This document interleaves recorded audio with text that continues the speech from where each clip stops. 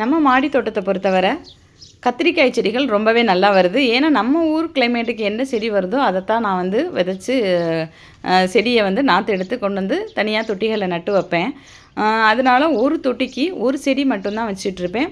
கீழே இந்த மாதிரி மூடாக்கு போட்டு விட்டுருவேன். அதனால் அனாவசியமான களைச்செடிகள் வராது. அதையும் மீறி பாருங்கள், குட்டியாக இங்கே மஞ்சள் அழகாக கிளங்கி விட்டு வந்திருக்கு. அதே மாதிரி இந்த கத்திரிக்காய் செடிகளை பொறுத்தவரை நாம் அந்த பெரிய இலைகளை வந்து அப்பப்போ கிள்ளி க்ளீன் பண்ணி விட்டுறணும். ஏன்னா இலைகளுக்கு பின்னால் தான் வந்து பூச்சிகள் வந்து முட்டையிட்டு வச்சுருக்கோம். ஸோ அதனால் அந்த செடிகளுடைய சத்தப்புறம் உறிஞ்சிரும். அதை மட்டும் பார்த்து எடுத்து தள்ளி கீழே போட்டுறணும். அந்த செடிகள் கீழே போடக்கூடாது. ஃபங்கல் இன்ஃபெக்ஷன் வந்து ரொம்ப வர ஆரம்பிச்சிடும். இது ஒரு வகையான ப்ளூ கலரில் இருக்கிற முள்கத்திரி. மேலே செடி கத்திரிக்காய்க்கு மேலேயும் இந்த முள் இருக்குது, இலைகளுக்கு மேலேயும் முள் இருக்குது. கொஞ்சம் பார்த்து கேர்ஃபுல்லாக பறிக்க வேண்டியிருக்கு. பட் சைஸ் வந்து நல்லாவே இன்னும் பெருசாக வரும். ஒவ்வொரு தொட்டிகளுக்குள்ளேயும் தானாகவே முளைச்சி வந்த அந்த வாடாமல்லி பாருங்கள், ரொம்பவே அழகாக பூத்துட்ருக்கு. இந்த தொட்டியில் நான் வந்து நாற்று எடுத்து வைக்கும்போது 2 கத்திரிக்காய் வந்து எடுத்து வச்சுருப்பேன் போல் இருக்குது. இது ஒரு பர்பிள் கத்திரிக்காய், இது வந்து நீளமான வரி கத்திரிக்காய். பர்பிள் கத்திரிக்காயுமே பார்க்கும்போது நல்ல பெரிய சைஸாக இருக்குது. உள்ள விதைகளும் ரொம்ப இல்லை. இது வந்து இன்னொரு தொட்டியில் இருக்கிற வெள்ளை வாடாமல்லி, அதுவும் எப்படியோ விதை விழுந்து முளைச்சிட்ருக்கு.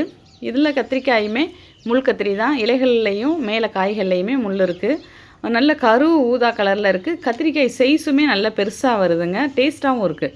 நல்ல நீர் சத்தோட காய்கள் நல்லா பெருசாகவும் நிறையவும் பிடிச்சிக்கிட்டு இருக்கு. கத்திரிக்காய் செடிகளை பொறுத்தவரை பூச்சி தாக்குதல் வந்து கொஞ்சம் நம்ம கேர்ஃபுல்லாக பார்த்துக்க வேண்டியிருக்கு. வேப்பெண்ணெய் கரைசல் வந்து அப்பப்போ தெளிச்சுக்குவேன். பஞ்சகவ்யாவையும் தண்ணியில் கலந்து ஸ்ப்ரே பண்ணி விடுறதுனால பூச்சி தாக்குதல் வந்து கொஞ்சம் கம்மி தான். தண்டு துளைப்பான் அப்படின்னு சொல்லி ஒன்று இருக்குது. அதாவது நல்லாயிருக்கும் செடி, திடீர்னு பார்த்தா அந்த தண்டுக்குள்ளே அப்படியே வாடி பூச்சி வந்து கடித்ததுனால வாடி விட்டுரும். ஸோ அப்போ வந்து நம்ம பார்த்து கேர்ஃபுல்லாக கட் பண்ணி எடுத்துகிட்டு வேப்பெண்ணெய் கரைசல் விட்டோம் அப்படின்னா செடிகள் ரொம்பவே நல்லா வளரும்.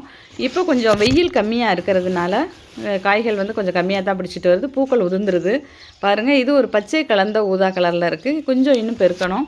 இதாங்க எங்கள் வீட்டு மாடியில் இருக்கிற கத்திரிக்காய் செடிகளுடைய வகைகள். எப்படி இருக்குது சொல்லுங்கள்.